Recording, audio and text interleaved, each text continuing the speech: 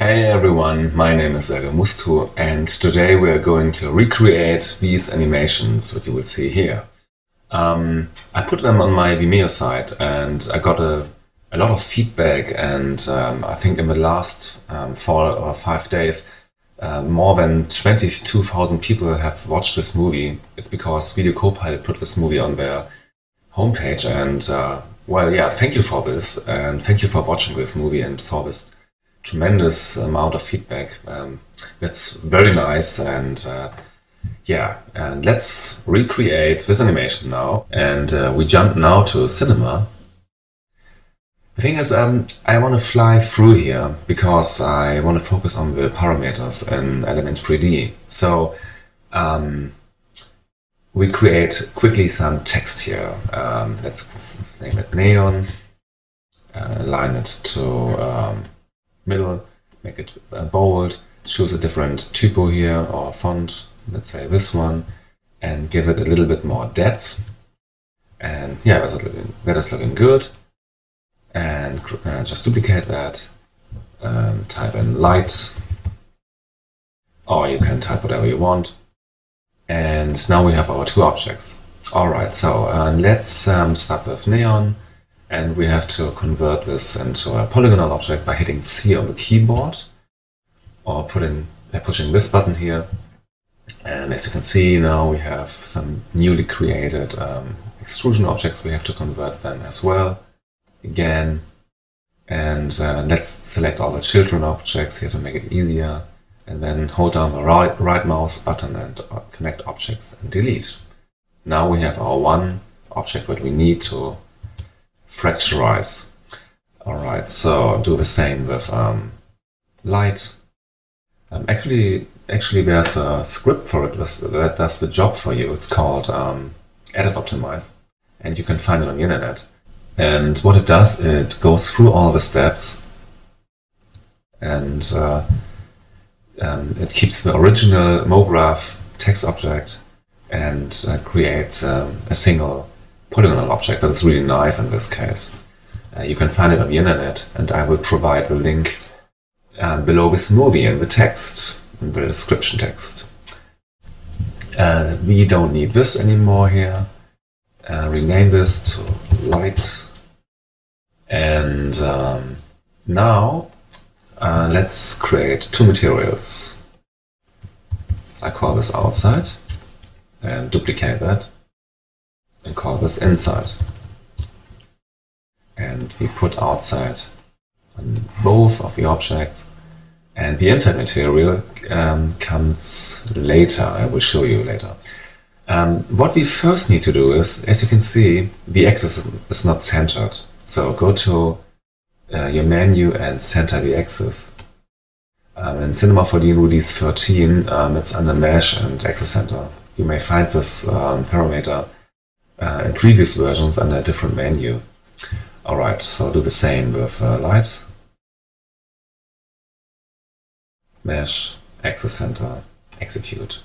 Alright, now we have our axis in the center, and it's better to have this axis in the center if you put this object in Element 3D later. Alright, so now we will fracturize this object. Therefore, I use the plugin Explode from Valkyrie. It costs 12 euros, but actually you can use also Frowsy, it's for free, and will do the same job. Explode, in my opinion, is a little bit faster. And I select my object and put this inside material now into this field. So we have two materials, one from the outside and one from the inside. And that looks actually really cool later in Element 3D. So let's say we have 250 parts, and add the particles and scatter the object. Okay, let's see how it looks. Okay, clear the particles. Check this, two materials. Great. Okay, so we don't need this anymore. I rename this to light and hide this for a moment. Now we are doing the same with neon. Add some particles and scatter the object. Check it. Alright. Delete this. Rename this. Okay. Now, oh, wait a minute. The particles. I want to clear them here. Okay. So, now I delete light for a moment and I save this as a single Cinema4D file because we want to have two Cinema4D files imported into Element4D. Now I undo that, select neon, delete neon, and save light as a single Cinema4D file. Alright, so we're ready here and we jump right into After Effects. Okay, let's create a new scene, a new composition, and new solid. I name this Element3D. And under Effects, go to Video Copilot, Element, and import the object here. Start with neon. Neon is flipped in the x-axis, but doesn't matter. We go to this parameter here and flip it back. Okay, import the light and do the same here. Okay, so far so good. We have two materials on each object, and right now I'm replacing the materials with, let's say, from the outside we have a blue one, and from the inside we choose maybe this one here. Oops. All right. Okay. You will see what it means later. Okay, very important. Neon should be on group 1 and light should be on group 2. This is very important because we want to animate between these two objects. Okay. Alright, so now we have our two objects here, and let's create a new camera.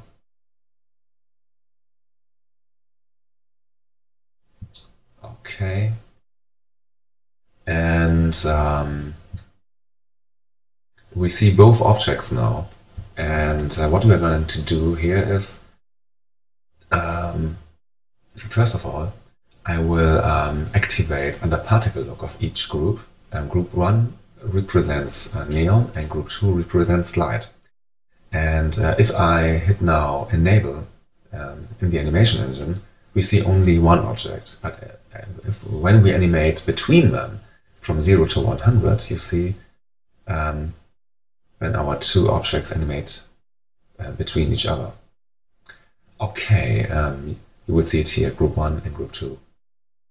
So what I'm doing now is I will activate under particle look of each group the multi-object. Enable, close that, and group 2, particle look, multi-object, enable. Okay, now it will animate the whole pieces of each object, as you can see here. Okay, and as you can see, do you see what I mean with two different materials? Actually, that looks really nice. Okay, so let's make this animation a little bit more interesting. As you can see here, the chunks are just scaling themselves to nothing, so to 0. And what we want to do now is, I want to recreate the animation, the second animation here, this one. So I will reposition neon and light, and let's move a little bit back here. And on group 1, I choose particle replicator, and this particle replicator represents my axis of the whole object. So I move it to the left. Oh, wait a minute, I disable animation engine for a while. And group 2, particle replicator, and move it to the right. As you can see, they are not in line, so make a little bit down here. Yeah, that is looking good. Okay, a little bit more. Alright, so Now let's see how it looks if we animate between them. Go back to Animation Engine, Enable, and Animate. Okay. That is looking interesting, but it's looking also a little bit disharmonic. And what we can do now is, as you can see, we have animation type activated. We have directional animated at the animation type. And if we have this activated, in this case directional, we have additional directional options here. For example, if we use radial, we will get radial options here. But let's stay with directional. So open it up, and in the horizontal value, put in 180. And now let's see how it looks if we animate between them. You see what I mean? Now it looks better. And let's stop here at about 50%. And now we can actually play with the settings, as you can see. And we play until it looks good. Let's say 100. Oh, I think 180 is okay here. We can even do the vertical values here, or change the vertical values. And when it starts, let's say from above, let's put it to 90 degrees, and let's see how it looks. Yeah, it looks very nice, especially with motion blur later in the animation. And so this is how I did actually the second animation in the movie. And with these values we can play around. Actually, the third animation here, I use also directional animation type, and just put the word nothings and the word impossible far away from each other. In this case, let's open it up. No, it's here, right. Alright, okay, I will deactivate the depth of field for a moment. Okay, actually what I did here is, as you can see, the only values I changed here is the Z position of about 5000, and the position of the group 2, in this case the impossible word, is I let it at 0.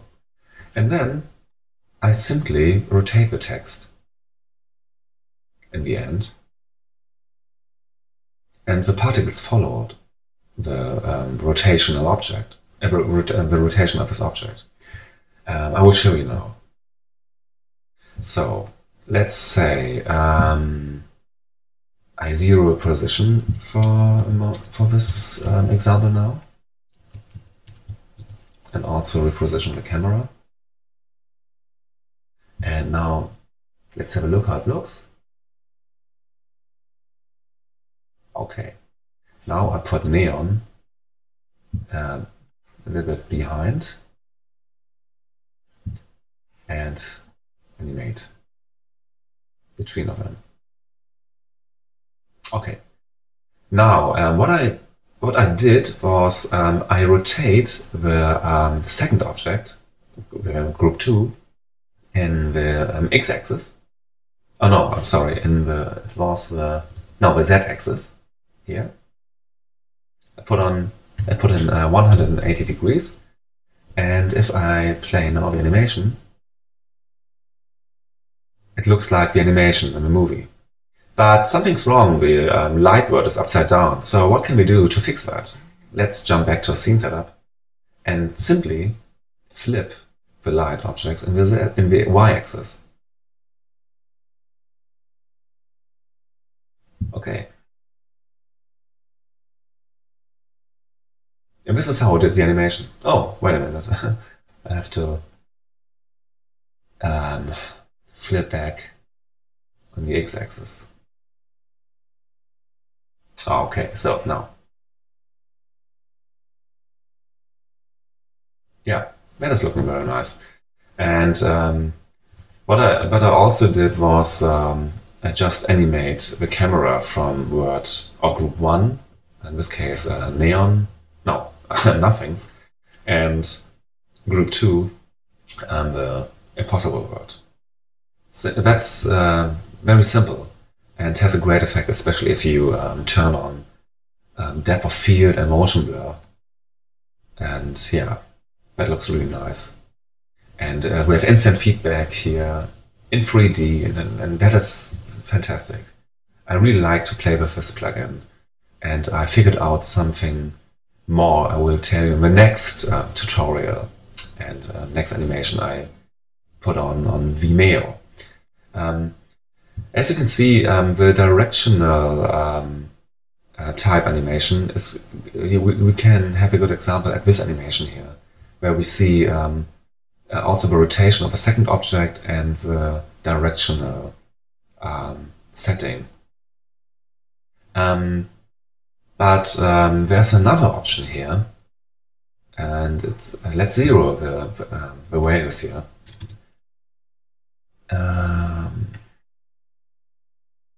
Okay, and this is also looking interesting.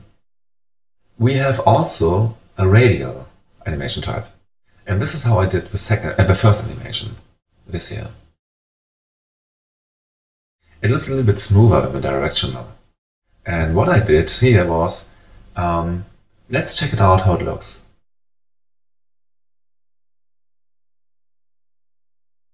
Okay, if I go back to directional, you know, I have more scattered, a more scattered object.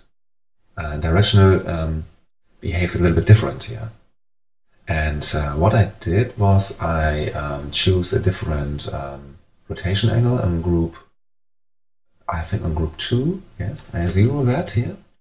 And let's check it out. Near light radial, it was group 2, yeah, 180. Okay, very simple. 180, and now animate between them. Okay. Oh, wait a minute. What happens here? Oh, it was the first group. No, I don't want to put this value on the first group. I want to put it on the second group. Sorry for that. Okay, again. Yes. So we have to go back to the scene setup and flip the x-axis back and the y-axis. Okay. Oops. No. We don't need this. Alright. Okay. Again. So this is how I did the first animation. And here we can actually, on the radial options, set the position on the x-axis to a different location. As you can see, it looks then a little bit different, the animation.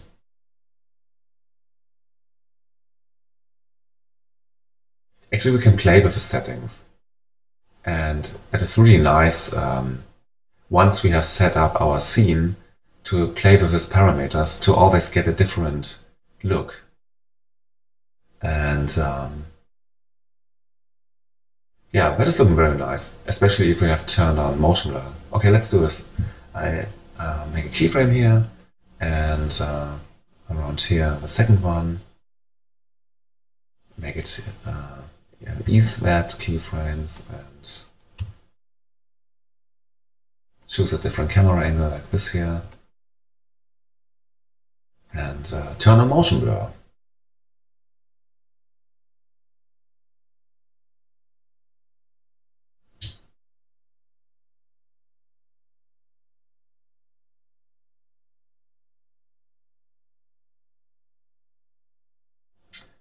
So, and this is how I did the 3 animations.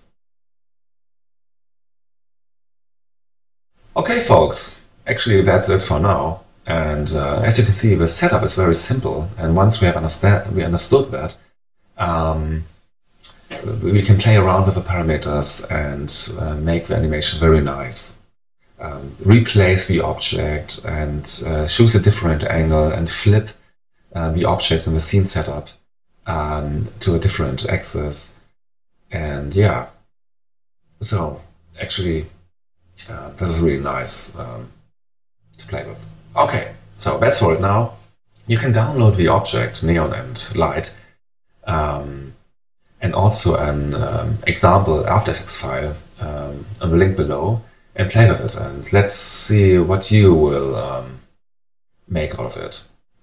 Okay, thanks for watching. Have fun and see you later. Bye.